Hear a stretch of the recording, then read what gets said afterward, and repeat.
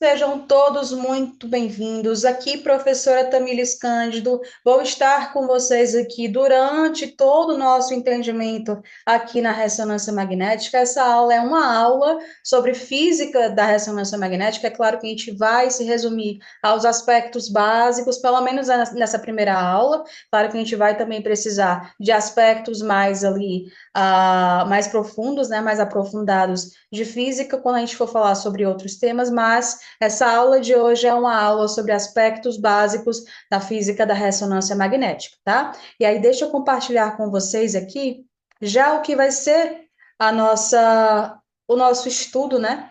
Como nós vamos levar essa aula de hoje, ou seja, o assunto dessa aula de hoje. O que vai acontecer? Para a gente poder entender de forma inicial a modalidade, nós precisamos falar de forma introdutória da modalidade em si, né? Então, aqui a introdução. Nós precisamos falar sobre estrutura atômica, pessoal. Não existe entendimento sobre física de ressonância magnética sem que haja essa compreensão acerca de estrutura atômica, sem que haja a compreensão aqui de núcleos ativos, né? Quais são os núcleos ativos, o que é um alinhamento de momento magnético, o que são spin-up, spin-down, o que é o movimento de precessão. Isso aqui é muito importante. Tá? Para você que vai fazer prova de concurso, para você que está prestando ainda as provas do seu momento acadêmico, né? Está se formando ainda no curso, movimento de precessão e equação de Larmor são muito importantes, tá certo? Então, de forma introdutória, o que a gente pode falar sobre a modalidade? O que a gente conhece sobre a modalidade de ressonância magnética? Primeiro de tudo, que é uma modalidade pouco acessível, né? Por que ela é pouco acessível? É um equipamento caro, caro de se comprar, caro de manter. E aí a gente vai entender com o decorrer das aulas por que ela tem esse custo tão elevado. Segundo, é uma modalidade que utiliza radiação, né? Muitos de vocês podem ter ouvido a vida inteira de que ressonância magnética não tem radiação. E não é difícil de você encontrar aí em alguns sites, em alguns blogs, e aqui, né, nesta rede, nessa parte aqui da internet chamada YouTube, algumas pessoas falando como se a ressonância ela não tivesse radiação. O pessoal tem radiação. Radiação é energia. Que, em hipótese alguma, essa energia vai ter um potencial ionizante. Então, a gente está utilizando radiação do tipo não ionizante aqui na ressonância magnética, tá? Deixa eu colocar para vocês aqui um outro quadro, que é um quadro introdutório também, né? Então, nós temos alguns pontos importantes aqui. A primeira de todas é que ela utiliza a radiação do tipo não ionizante. A segunda, que possui contraindicações especiais por conta do uso da radiofrequência e do magnetismo. Olha só, radiofrequência, para quem não está lembrado, faz parte aquela escala lá do início do teu curso, né? A escala que correlaciona ali as energias, né, eletromagnéticas, tá certo? Ela tá lá naquele meinho, tá? A gente dá muita importância para quem tá lá no topo, né? Porque tem radiação ionizante, tem o raio-x, tem a radiação gama, mas a radiofrequência que tá lá mais embaixo da escala, porque ela tem uma baixa energia, né? Ela tem uma baixa frequência, tem um alto comprimento de onda, ela é importante para a radiologia também, tá? Lembra lá das imagens que são feitas com ressonância magnética? Olha só, eu consigo fazer uma imagem dessa sem utilizar radiação ionizante. É uma coisa muito bacana. A sala precisa de uma blindagem especial, a sala de exames precisa de uma blindagem especial para que não haja o vazamento dessa radiofrequência, e com o tempo a gente vai comentando sobre isso também, né? E principalmente para que não haja interferência externa, de radiofrequência externa, e aí atrapalhe o meu recebimento de sinal paciente e máquina, tá certo? O nome dessa blindagem a gente vai conversar aí mais para frente, mas já adianto a vocês que é gaiola de Faraday, tá? Serve ali aos princípios da gaiola de Faraday. Sobre a interação que acontece lá na ressonância magnética, como eu já comentei com vocês, a gente vai utilizar pulsos de radiofrequência que vão interagir com os prótons de hidrogênio do paciente. Vocês vão ver que a gente utiliza prótons aqui, porque é uma linguagem mais fácil de entendimento inicial, mas vocês vão ver com o tempo que existem outros termos que são termos mais apropriados para a gente mencionar essa parte da interação, tá certo? Provocando uma resposta em forma de sinal, onde são convertidos e nos apresentam informações sobre o paciente. Essa parte do sinal, eu costumo levar essa parte da aula com os meus alunos, realmente fazendo uma analogia ao que é uma antena receptora de sinal de televisões e o que acontece para essa antena, o que precisa acontecer para essa antena receber esses sinais que vêm de fora, né? A gente pode utilizar sempre essa analogia porque a gente vai trabalhar com frequências específicas aqui na ressonância magnética, tá certo? Então, é interessante você já, ó, de base aqui, a gente ter essa noção aí de que algo vai estar sintonizando e algo vai estar dando sinal. E através dessa troca de informações, a minha máquina consegue, óbvio, eu estou falando de forma bem geral, tá? Uma forma bem generalizada para a gente ter um entendimento aqui. Mas que dessa forma, né, onde algo está me emitindo o sinal em uma frequência específica e algo está recebendo esses sinais em uma frequência específica, eu consigo botar essas informações em um decodificador, que de forma assim bem breve vai converter esses sinais e eu consigo observar esses sinais organizados na tela do meu computador, na minha sala de comando. Né? É uma modalidade bem bonita, é uma coisa bem interessante da gente estudar. Eu sou um pouquinho suspeita para falar, tá? Então, passando para frente, vamos lá. O que a gente tem sobre a estrutura atômica, né? O que a gente precisa comentar sobre a estrutura atômica aqui, pelo menos aqui no início? Vamos lá. De antemão, pessoal, o hidrogênio, ele é o átomo mais abundante do universo. E aí você fala assim, professora, mas como assim? O que você tem em maior quantidade no teu corpo? Todo mundo fala água. A professora é a água. Pessoal, a água é H2O. H2O é uma molécula, tá? Para cada molécula de água, eu possuo dois hidrogênios. Então, é certo eu falar que no teu corpo, no universo, em tudo que você conhece, o hidrogênio, ele é o elemento mais frequente, tá? Ele é o queridinho dos químicos, porque o hidrogênio, ele se associa muito fácil com qualquer coisa. Ele é um elemento muito simples, ele é o primeiro lá da tabela periódica. E isso garante a ele o número de próton. É um elemento muito simples. É lindo de estudar o hidrogênio porque ele é muito simples, né? Imagina só, olha só que coincidência. Você faz uma modalidade, você faz, é ótimo. Você descobre, você trabalha uma modalidade para que haja essa interação da forma com que eu estava comentando há pouco, e eu preciso ter informações sobre o corpo do paciente. E imagina que o elemento mais abundante do corpo do paciente é justamente o elemento mais simples de todo, o mais simples de todos. Olha que coincidência, né? Interessante demais.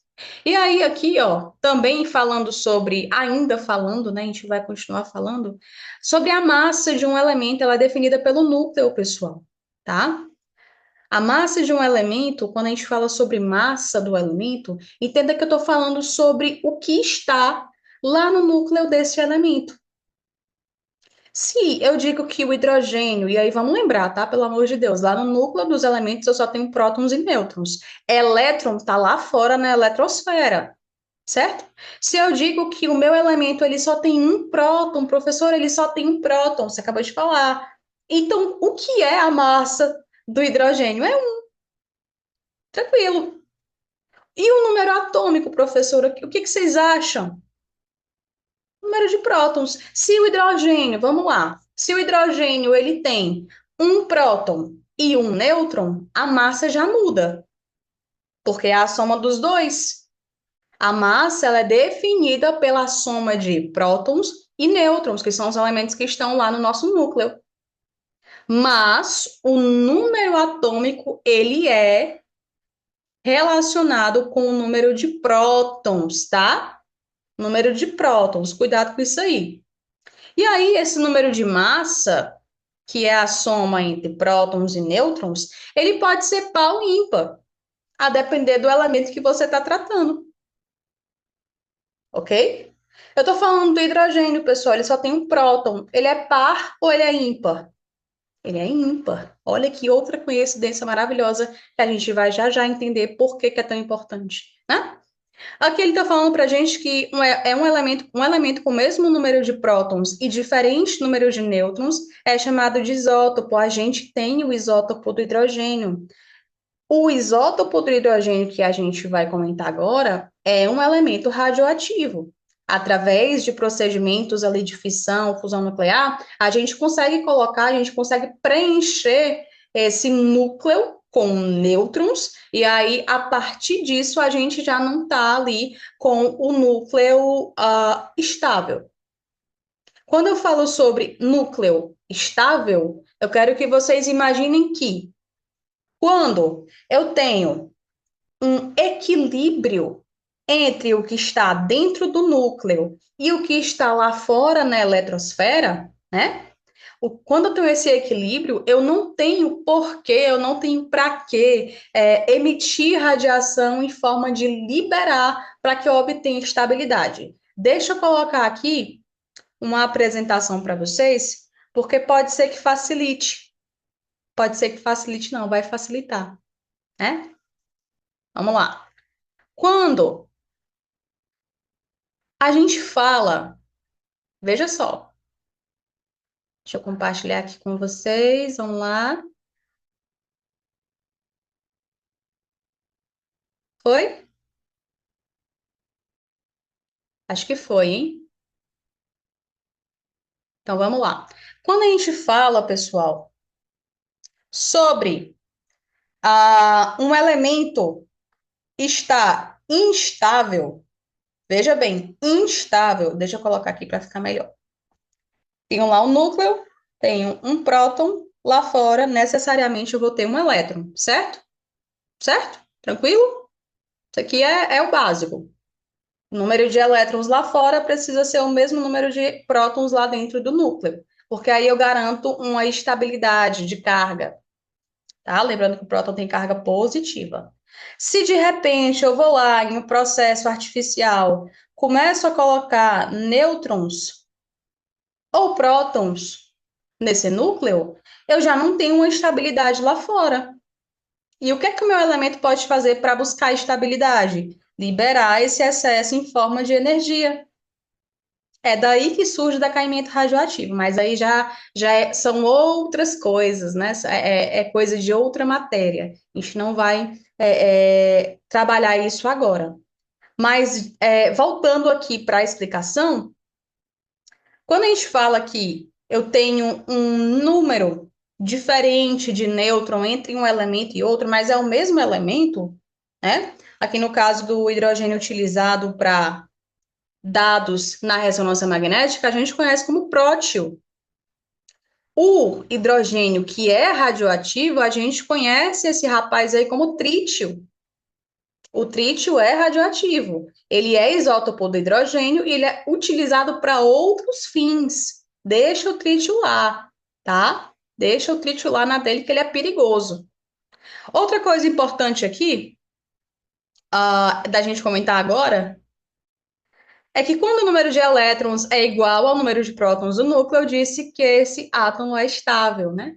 Então, já entendam de imediato aqui, a gente não vai utilizar isótopos de hidrogênio para realizar a aquisição de sinal na imagem da ressonância magnética, tá bom? É o hidrogênio na sua forma mais pura, um próton, e acabou. Um próton no núcleo e um elétron lá fora para a gente, porque a gente está falando de um átomo estável, tá certo? Outras informações aqui que eu preciso comentar com vocês desde já. Os elementos subatômicos, né? Eles possuem alguns movimentos que a gente vai precisar para compreender aqui, né, sobre o sinal de ressonância magnética. Quais são? Os elétrons giram em torno do próprio eixo, tranquilo, isso é totalmente natural. Os elétrons orbitam o núcleo, isso aqui vocês já sabem também, os elétrons estão lá fora na eletrosfera. O núcleo gira em torno do próprio eixo, e esse movimento natural e espontâneo é conhecido como spin. Bom? Então, todas as vezes que vocês verem esse nome lá na prova de vocês do concurso, na prova de vocês aí na faculdade, no curso técnico, spin, ele está falando sobre um movimento natural e espontâneo. De quem, professora? Do próton. A gente vai conversar que existem outros termos para a gente conversar sobre esse movimento, mas de antemão, do próton. A gente está trabalhando com hidrogênio, o prótio. O prótino só tem um próton no núcleo? Pronto, é dele que eu estou falando, ok? Passando para frente, e aí observe, se atente a esse movimento que ele faz em torno do próprio eixo. Olha só, observe. Se atente a isso agora, nesse exato momento. Né? Veja as informações que a gente tem aqui no material. O sinal em ressonância magnética é baseado na troca de informações do movimento do núcleo, ou seja, a gente está falando sobre próton de hidrogênio, né? A gente vai já comentar o termo correto, com ondas de radiofrequência. Professora, as ondas de radiofrequência, nesse caso, elas vêm da onde? Da onde é que está vindo essa radiofrequência, professor? O paciente só deita lá naquela mesa, daquele aparelho enorme e tenebroso. E acontece o sinal? Não, pessoal. Nós temos aí, deixa eu colocar aqui as outras informações. Nós temos aí dispositivos que são dispositivos emissores e também dispositivos que captam essas ondas de radiofrequência, tá bom? Basicamente o que acontece nessa troca de informações é que a minha máquina, através de bobinas de radiofrequência, vai dar pulsos, né? As bobinas vão dar esses pulsos de radiofrequência, os meus prótons de hidrogênio vão receber esses pulsos de radiofrequência e vão emitir um sinal de volta. Então, note, quando a gente fala sobre ressonância, sobre o fenômeno de ressonância, eu estou falando diretamente de um fenômeno que ocorre quando corpos estão trocando energias em frequências iguais. Você que está assistindo essa aula, eu espero que você esteja com o seu cérebro aqui em ressonância comigo, com seus neurônios em ressonância comigo, esteja recebendo o sinal, a informação que eu estou querendo te passar. Lá na ressonância magnética, eu preciso que a frequência dessas ondas de radiofrequência sejam frequências conhecidas pelo próton de hidrogênio, sejam frequências iguais às oscilações do meu próton de hidrogênio. Lembra lá que a gente comentou no slide anterior, olha só, nós temos esse movimento natural e espontâneo do núcleo, tá? Do elemento, que é conhecido como spin. Então, se atente aqui nesse caso, pessoal, a essa movimentação que os prótons de hidrogênio estão fazendo, tá? Note que esse movimento a gente já comentou, é o movimento de spin. Então, o que vocês estão observando aqui é o spin oscilando de forma aleatória, tá? No caso aqui, ele está apontado para cima. O que que eu posso inferir ainda mais aqui sobre uma comunidade, né, sobre um tecido, sobre o comportamento dos prótons nesses tecidos? A primeira coisa que eu preciso que vocês tenham em mente é que, apesar da gente contar com um grande magneto, aquela grande estrutura presente na sala de exames, que está ali principalmente para obter-se um campo magnético alto, né, de alta potência e estático, Ou seja, esse magneto ele precisa exercer magnetismo na sala de exames de forma forte e de forma estável, tá? Porque assim, fazendo isso, esses meus spins, que são nada mais são do que prótons, né? Carga positiva, lembra lá? Oscilando ali em um movimento totalmente natural. O que eu tô querendo dizer para vocês é que esses spins com carga, que estão oscilando em um movimento natural, eles se comportam como pequenos ímãs, certo? Pequenos ímãs. E se eu tenho um pequeno ímã e eu venho com um ímã gigante e pesado, tá? O magneto é muito pesado, isso significa que um vai se atrair com o outro ou não. Eu tenho uma atração, eu preciso que esses spins, que aqui fora de sala, fora da sala de exames, os meus spins, eles estão oscilando de forma desordenada, porque o campo magnético da Terra, ele é um campo que não é uniforme, depende da região que eu tiver, dependendo da região que eu tiver. E esses prótons desalinhados eu não consigo colocar, né, de forma aqui bem geral, tá, pessoal? Estou utilizando aqui termos que a gente possa utilizar nesse primeiro momento. Quando eu tenho esses spins desordenados, eu não consigo colocá-los ali à disposição dos meus dispositivos de radiofrequência, que são as bobinas. Eu preciso que esses prótons, eu preciso que esses momentos magnéticos que a gente vai conversar daqui a pouco, tá? Eles estejam totalmente orientados com a direção do meu magneto. Eu preciso que esses pequenos ímãs se atraiam com o meu magneto grande, tá? Mas eu posso garantir, professora, é garantido que todos os prótons de um tecido do paciente, eles vão se orientar de acordo com o magneto? Não, na verdade, não. Eu tenho uma porcentagem maior de spins que se alinham quando o meu campo magnético, ou seja, o meu magneto dentro de sala, ele tem uma potência maior. É só você pegar as imagens de um magneto, de um aparelho, na verdade, de 1,5 Tesla e comparar com um aparelho de 3 Tesla. Nós temos mais sinal, né? Por sinal, eu estou dizendo aqui para vocês que mais prótons se alinharam aqui com o campo magnético. Eu consegui colher sinal melhor dessa população de prótons que estava alinhada. Mas, como nem tudo são flores, o que é que eu tenho aqui de informação importante para vocês? Aqui, ó.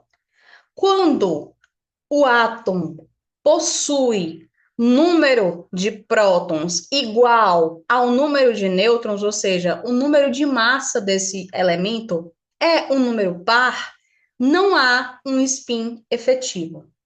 Professora, e o que é spin efetivo? O que significa spin efetivo, professora, pelo amor de Deus? Aqui, ó, quando há um número com um número, quando há um núcleo com um número de massa ímpar, em outro sentido. Então, qual é a representação que eu vou ter desse spin quando eu for representar ali a população, né, a maior parte da população? Como essa maior parte se oscilou? Não consigo. É diferente de quando nós temos um número aqui, ó, um número de massa ímpar, né? No caso, por exemplo, quando a gente tem o hidrogênio ele só tem um próton, ele é ímpar.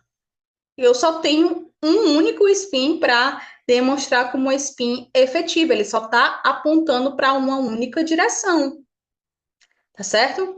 Mas nós temos um termo correto para esse spin.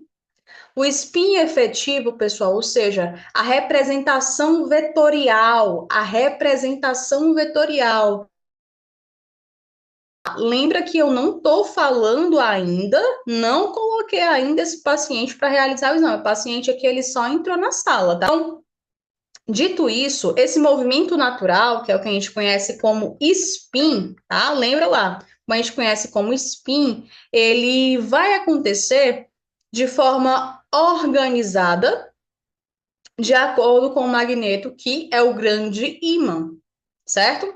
E quando isso não acontece, professora, quando é que isso não vai acontecer? Quando é que eu posso dizer que um elemento ele vai servir ou quando ele não vai servir para obter sinal da ressonância magnética? Justamente quando o núcleo desse elemento tiver massa par.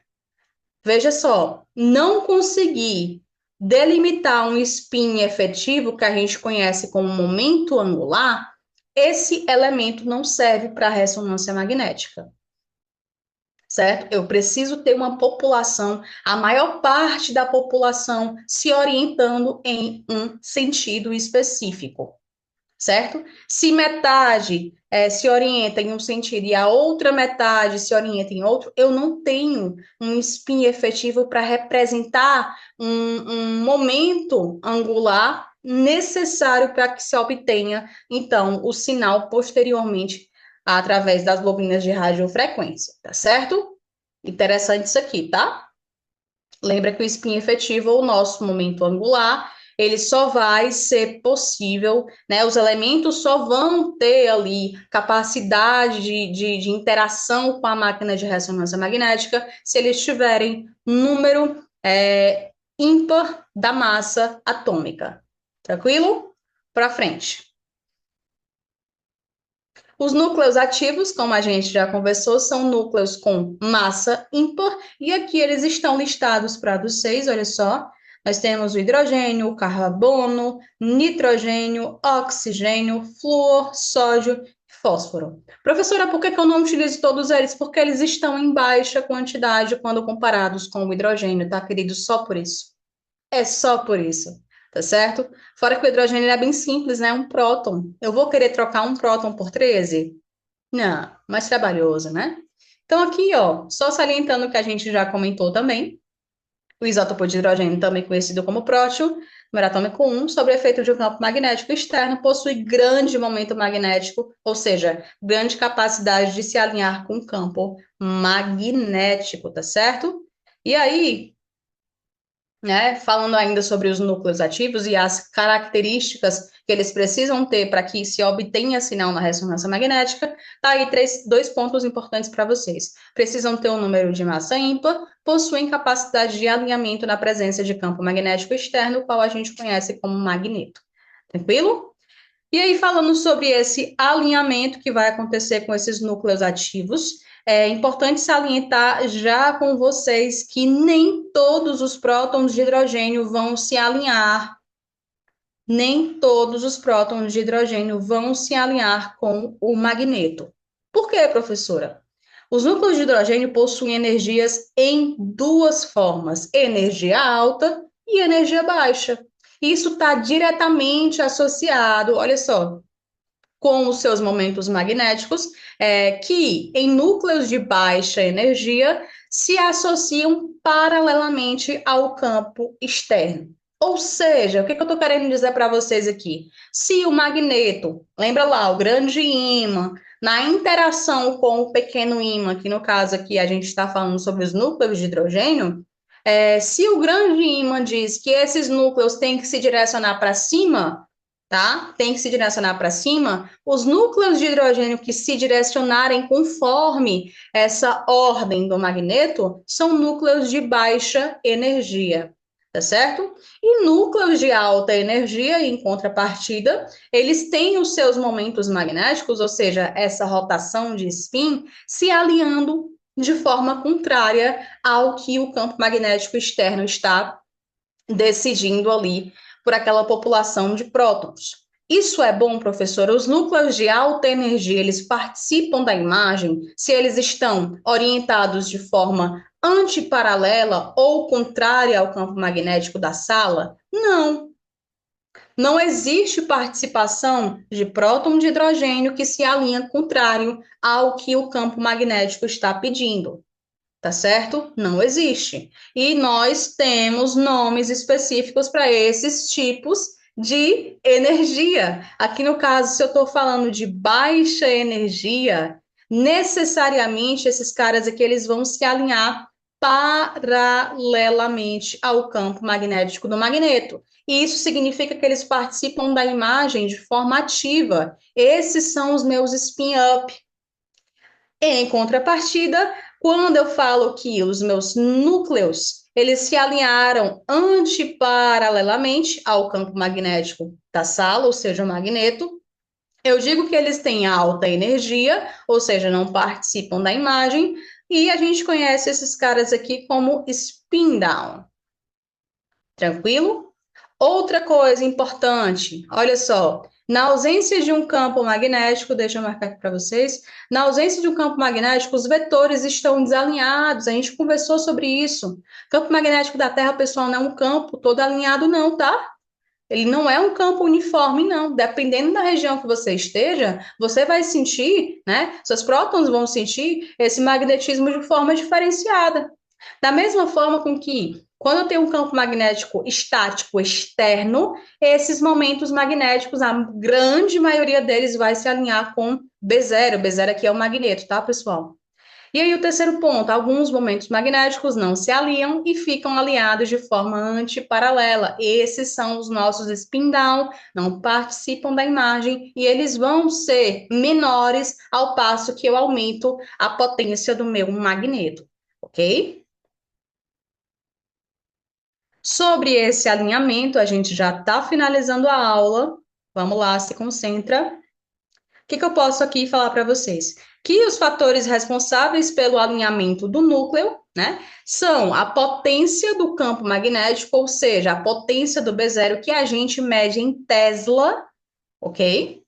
E a energia térmica do núcleo. Sobre essa energia térmica, basicamente, pessoal, tem a ver com a temperatura do paciente.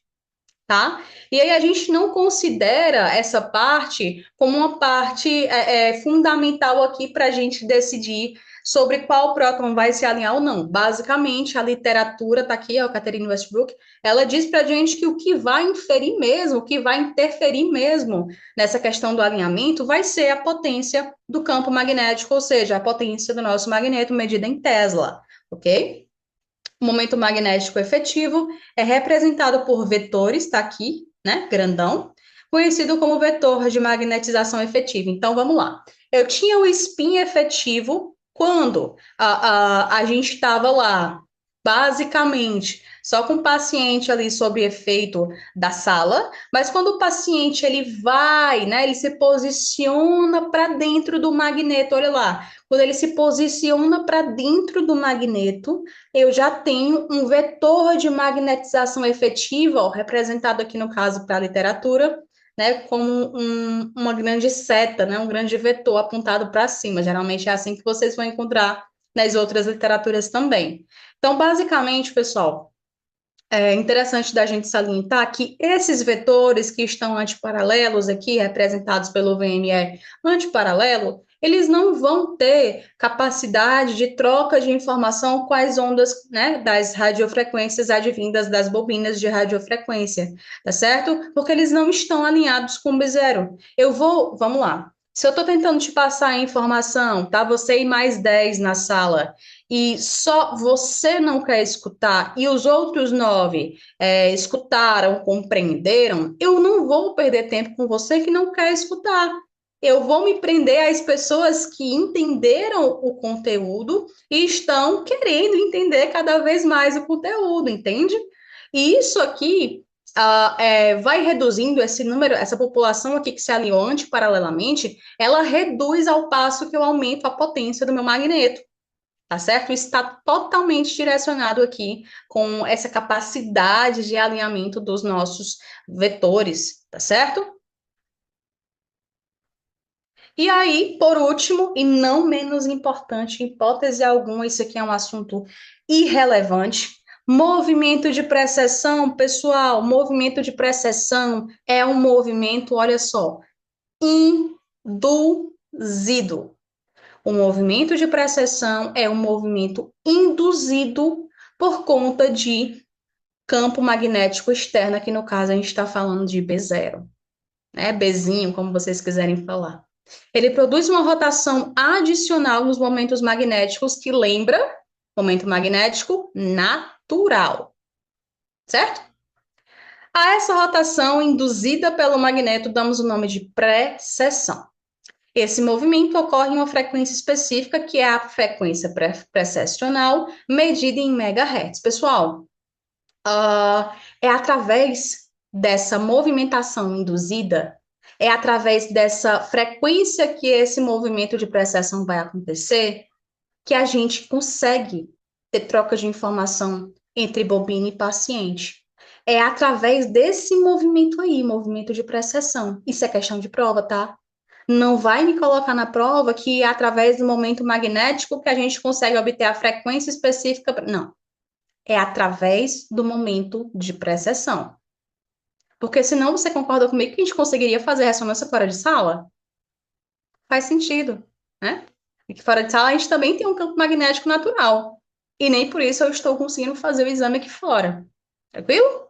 Então, aqui, ó, 1 Hz equivale a uma rotação por segundo, tá?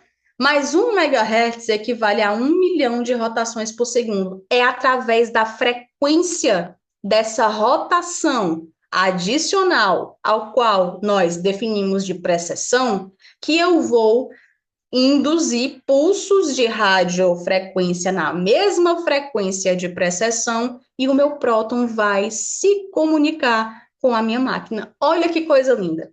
Lembra que a gente comentou no começo da aula sobre essa questão de a antena precisar estar recebendo uma frequência específica e o que eu quero obter de sinal ser um sinal específico? Aqui. As bobinas de radiofrequência, elas vão dar pulsos de radiofrequência em frequências precessionais do hidrogênio. Sem isso, não acontece ressonância magnética com hidrogênio, tá? Sem isso, a gente não tem sinal. Se eu coloco os meus pulsos de radiofrequência em frequências diferentes das frequências precessionais do hidrogênio, nada acontece, ok? Então, professora, vou botar a bobina aqui de radiofrequência, vou inventar uma bobina de radiofrequência em casa, vou colocar uma frequência específica, vou ver o que é que dá. Não é assim que funciona. Tá certo?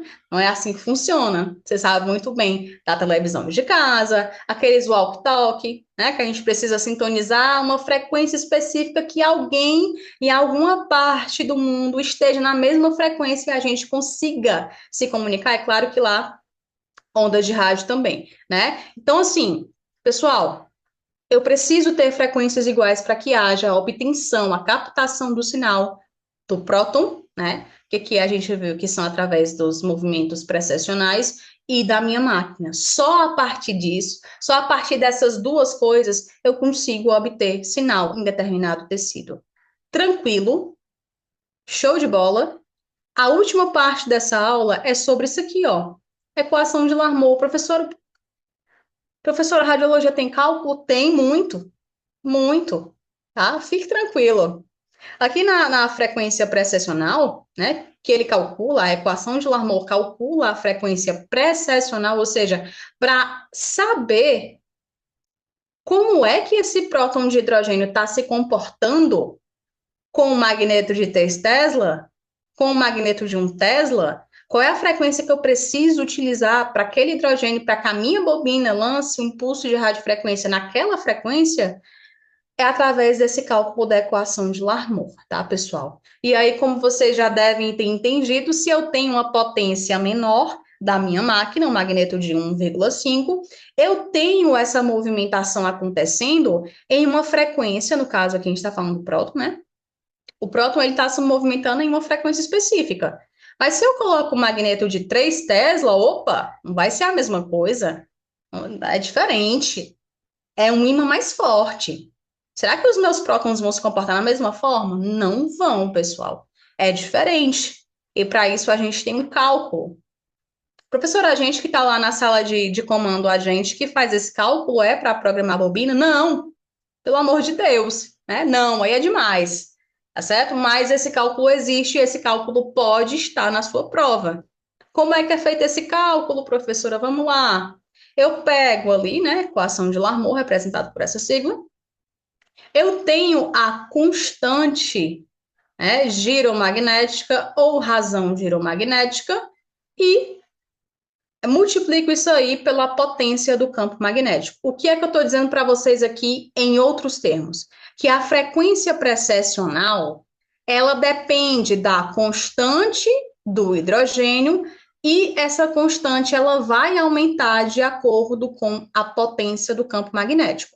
Se a potência do campo magnético desce, baixa, a minha frequência precessional também vai baixar. Consequentemente, a frequência ali giromagnética, constante giromagnética, ela também vai ser inferior, tá? Lembra que quanto mais tu aumenta também a potência do campo magnético do magneto, mais prótons, né? Quanto mais tu aumenta a potência, mais prótons também vão passar a ser spin-up ao invés de spin-down, né? Mais sinal você vai ter, tá certo? E aí, para esses fins, sobre a razão giromagnética, né? Para quem está se perguntando sobre esse símbolo, está aqui. É basicamente calculado a 1 Tesla, tá certo? A frequência precessional mais cobrada em provas é como o hidrogênio se comporta a 1 Tesla. Tá aqui, ó. 42,57. Através disso aqui, você pode pegar esse valor, colocar nessa fórmula e multiplicar de acordo com a potência do campo que a questão está te dando. Então, 42,57 MHz é o que você vai utilizar geralmente, tá? Em questões que querem que você saiba, né? Querem que você dê conta da equação de Larmor. Tá certo, pessoal? Então, olha só. Estou deixando aqui as referências para vocês, tá? Leiam isso aqui é a Bíblia da ressonância magnética, tá bom?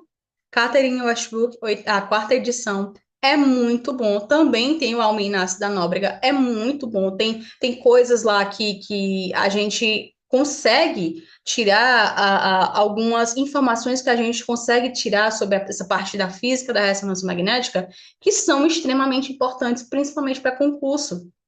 As bancas de concurso, elas se baseiam nessas literaturas na hora de aplicar as questões na tua prova, tá? Então, é bem interessante que você veja essas literaturas, tá? São livros sugeridos aqui pela professora.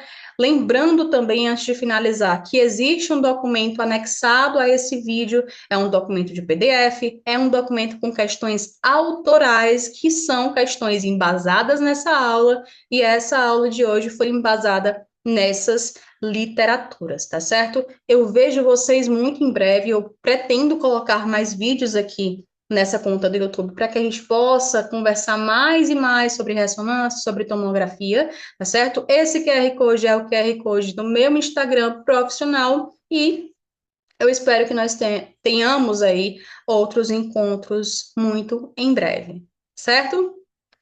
Grande abraço, fiquem com Deus. Tchau, tchau.